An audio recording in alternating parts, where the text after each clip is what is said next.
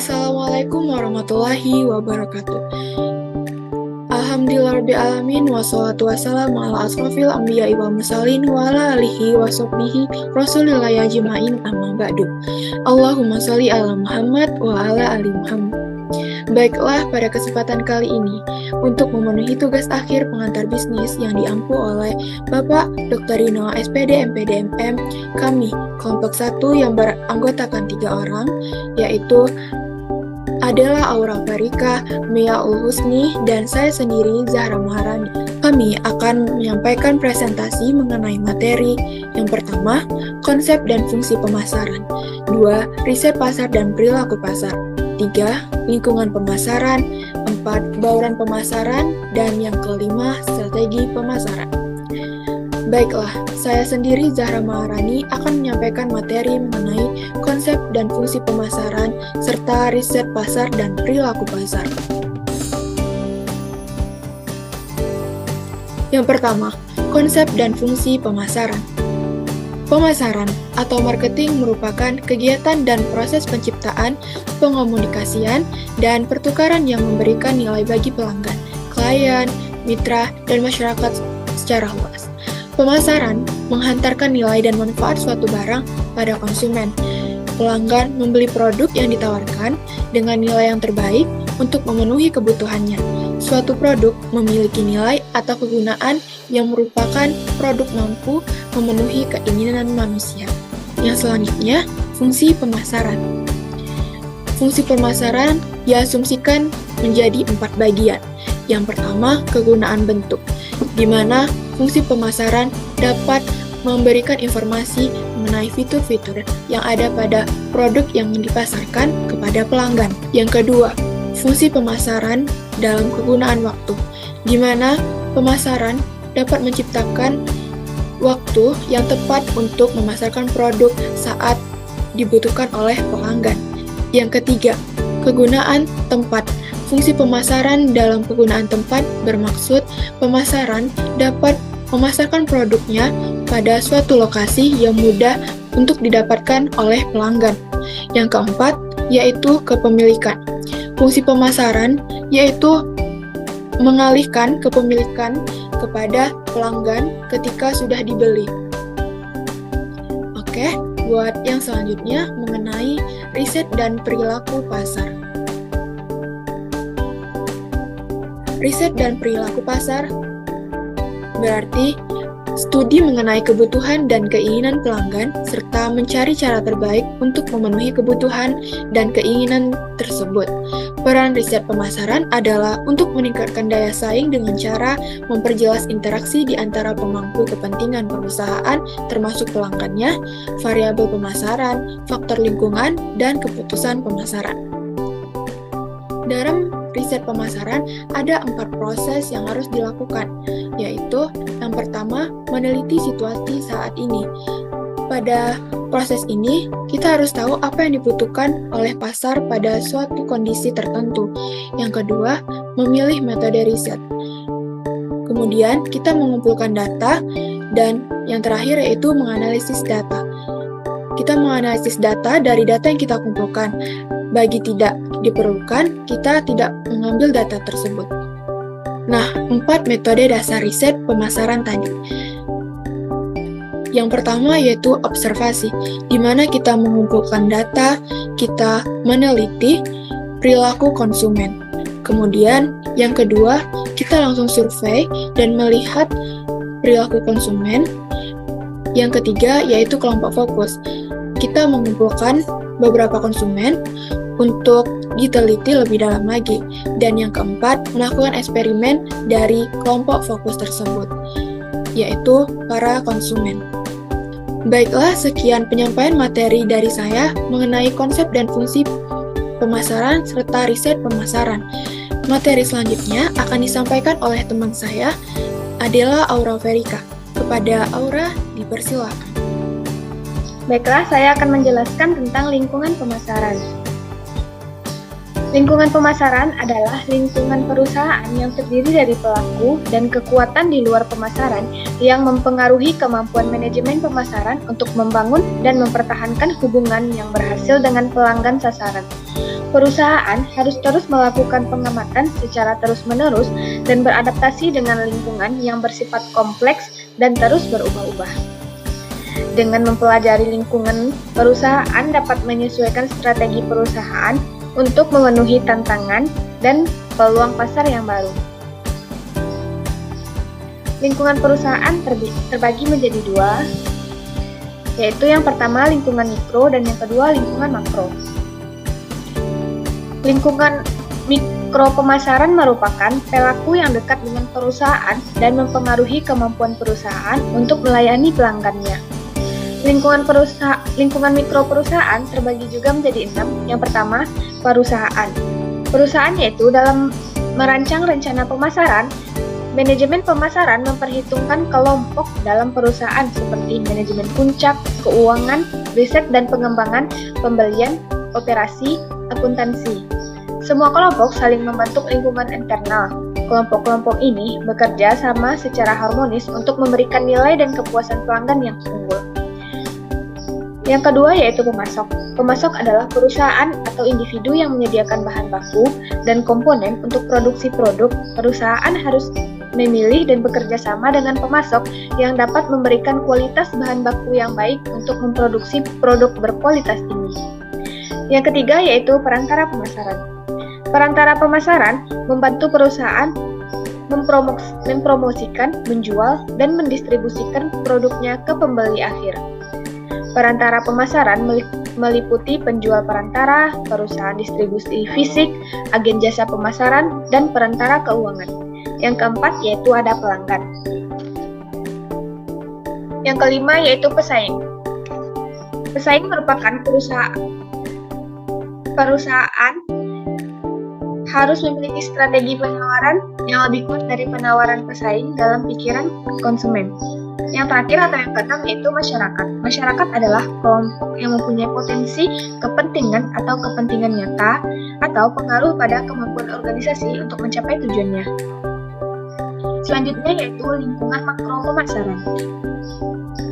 Lingkungan makro pemasaran merupakan lingkungan sosial yang lebih besar yang mempengaruhi lingkungan mikro pemasaran. Lingkungan makro pemasaran terbagi menjadi 5.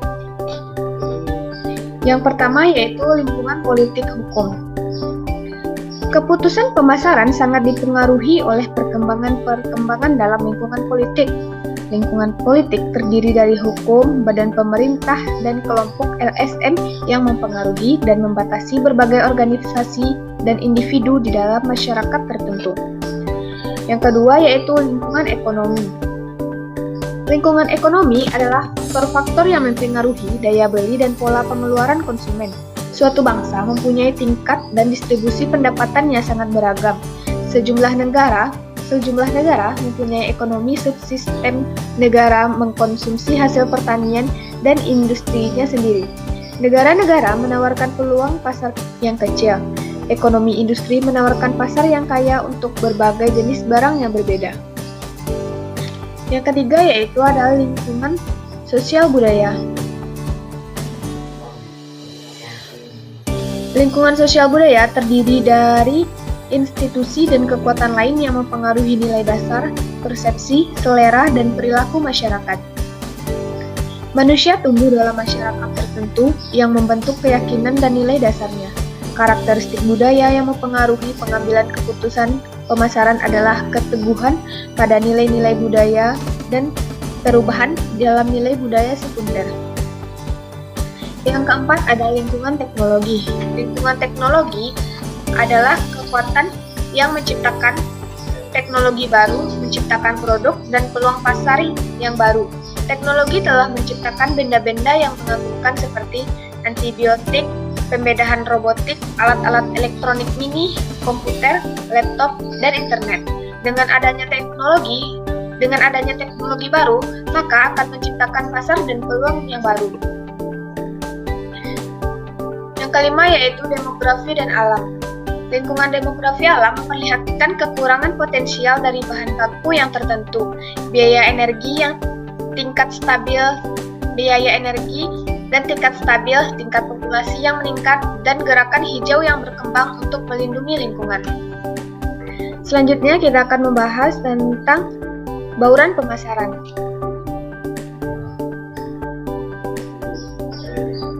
Bauran pemasaran atau yang biasa disebut dengan marketing mix merupakan kumpulan variabel pemasaran yang digabungkan dan dikendalikan oleh sebuah perusahaan untuk menghasilkan respon yang diinginkan dari target pasar. Sederhananya, bauran pemasaran adalah strategi yang digunakan untuk meningkatkan penjualan dengan memadukan berbagai aktivitas pemasaran dalam satu waktu.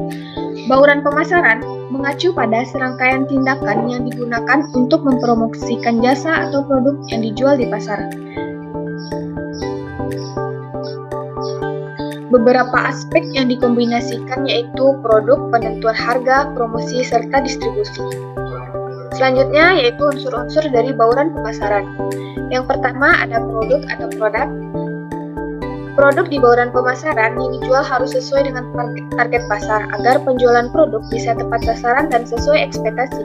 Yang kedua, ada harga atau price yaitu biaya yang harus dikeluarkan oleh pembeli untuk membeli dan menggunakan produk yang ditawarkan. Penetapan harga produk harus sesuai dengan target konsumen. Yang ketiga, ada tempat atau place. Unsur tempat mengacu pada lokasi di mana konsumen dapat menemukan, menggunakan, dan membeli produk yang dijual. Selain lokasi fisik, aspek digital juga dapat digunakan sebagai lokasi penjualan, misalnya media sosial, marketplace, website, dan platform digital lainnya. Yang keempat ada promosi atau promotion.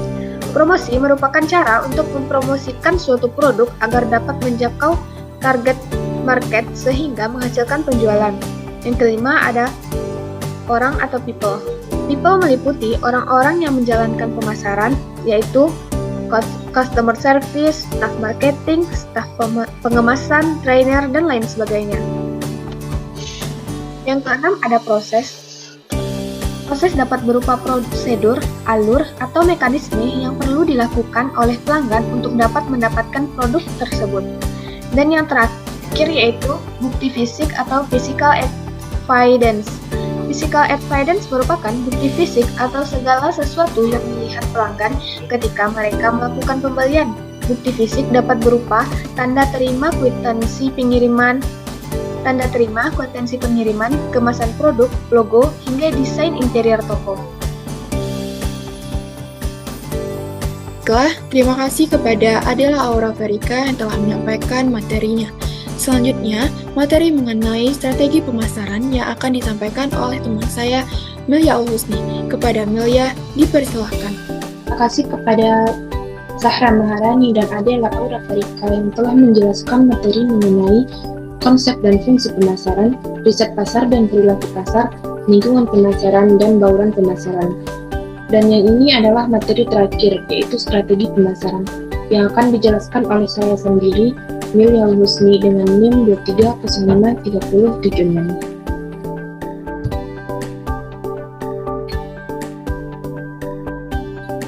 Strategi pemasaran.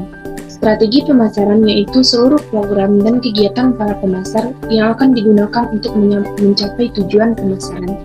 Apabila kegiatan terencana tidak bisa dilaksanakan, maka pemasar perlu menyesuaikan kembali kegiatan atau tujuan pemasaran, sehingga rencana yang lebih realistis bisa diakhiri terakhir, karena merencanakan pemasaran merupakan proses yang berkelanjutan, tidak hanya sekali waktu saja. Hal ini dapat terus-menerus diperbaiki melalui pengalaman dan pembelajaran di masa lalu. Selanjutnya, 4 strategi pemasaran. Yang pertama, produk. Pemasaran dimulai dari produk, yaitu suatu barang dan jasa atau gagasan yang dirancang untuk memenuhi kebutuhan dan keinginan pelanggan. Produsen seringkali mempromosikan fitur-fitur khusus dari produk mereka guna membedakannya dengan pesaing. Diferensiasi produk atau product differentiation adalah penetapan fitur atau citra yang menjadikan suatu produk berbeda dengan produk yang sudah ada, sehingga dapat menarik minat pelanggan. Yang kedua, penetapan harga. Penetapan harga suatu produk yaitu pemilihan harga jual terbaik, seringkali menjadi hal yang membutuhkan trik tersendiri. Penetapan harga yang tepat berarti mencari titik tengah antara kedua kebutuhan. Penetapan harga terbaik dalam rangka menjual suatu produk. Selanjutnya, tempat. Tempat atau distribusi, yaitu bagian dari bauran pemasaran yang mempertimbangkan cara menghantarkan produk dari produsen ke konsumen. Terakhir, promosi. Promosi yaitu aspek-aspek bauran pemasaran yang berhubungan dengan teknik paling efektif untuk mengkomunikasikan informasi mengenai produk. Promosi terdiri dari iklan, penjualan personal, promosi penjualan, dan hubungan masyarakat. Pada strategi pemasaran, ada juga contoh strategi pemasaran, yaitu promosi dan iklan. Berkenan dengan jenis strategi pemasaran, ada beberapa cara bagi pemasaran perusahaan untuk memperkenalkan produknya ke pasar. Pertama, perusahaan dapat mempromosikan produk mereka secara organik. Cara kedua adalah memanfaatkan iklan berbayar. Ada banyak pilihan iklan berbayar seperti Facebook, Instagram, dan TikTok. Pemilihan platform ini juga disesuaikan dengan target pasar yang diinginkan. Misalnya, jika Anda ingin menargetkan remaja berusia antara 6 dan 24 tahun, maka iklan TikTok dapat dipertimbangkan, karena 41% penggunanya termasuk dalam rentang usia tersebut. Selanjutnya, saya akan menjelaskan tentang tujuan dan fungsi strategi pemasaran. Tujuan strategi pemasaran. Yang pertama, identifikasi target pasar yang tepat. Kedua, memaksimalkan alokasi sumber daya perusahaan. Tujuan strategi pemasaran dapat bervariasi tergantung pada kebutuhan dan sasaran perusahaannya. Umumnya, tujuan strategi pemasaran melibatkan peningkatan awareness atau kesadaran, peningkatan penjualan, memperluas bangsa pasar, membangun loyalitas pelanggan, dan mencapai keunggulan kompetitif. Selanjutnya, fungsi pemasaran. Sebagai pedoman pemasaran produk, sebagai tolak ukur keberhasilan, sebagai alat kontrol dalam pengawasan, memberikan arahan jalannya perusahaan dalam bisnis, meningkatkan motivasi untuk melihat masa depan, sebagai standar untuk mengevaluasi kinerja anggota. Ada juga fungsi pasar yang lain. Yang pertama, menentukan sasaran pasar.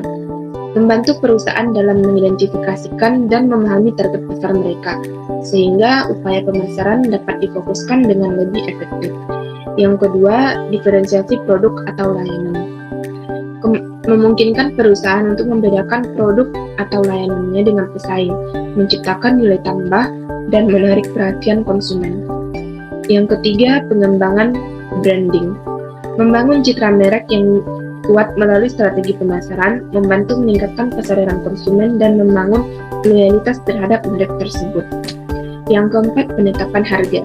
Menentukan strategi harga yang tepat berdasarkan analisis pasar dan posisi produk di dalamnya, sehingga mencapai keseimbangan antara nilai dan harga. Selanjutnya, promosi dan iklan. Membantu mengembangkan program promosi dan iklan untuk mencapai target pasar dan meningkatkan penjualan. Yang keenam, distribusi produk. Menentukan saluran distribusi yang optimal untuk memastikan produk atau layanan dapat mencapai konsumen dengan efisien. Yang ketujuh, penyesuaian dengan perubahan pasar. Memproses perubahan dalam lingkungan pasar dengan cepat, sehingga perusahaan dapat dengan relevan dan bersaing di pasar. Strategi pemasaran yang baik membantu mencapai tujuan perusahaan dan mendukung pertumbuhan bisnis secara berkelanjutan. Baiklah, sekian yang dapat saya jelaskan mengenai strategi pemasaran. Terima kasih kepada Amelia Al-Husni yang telah menyampaikan materinya. Sekian dari kelompok 1. Terima kasih atas perhatiannya. Saya, Zahra Maharani. Mohon maaf apabila ada kesalahan dalam memandu presentasi. Saya ucapkan wassalamualaikum warahmatullahi wabarakatuh.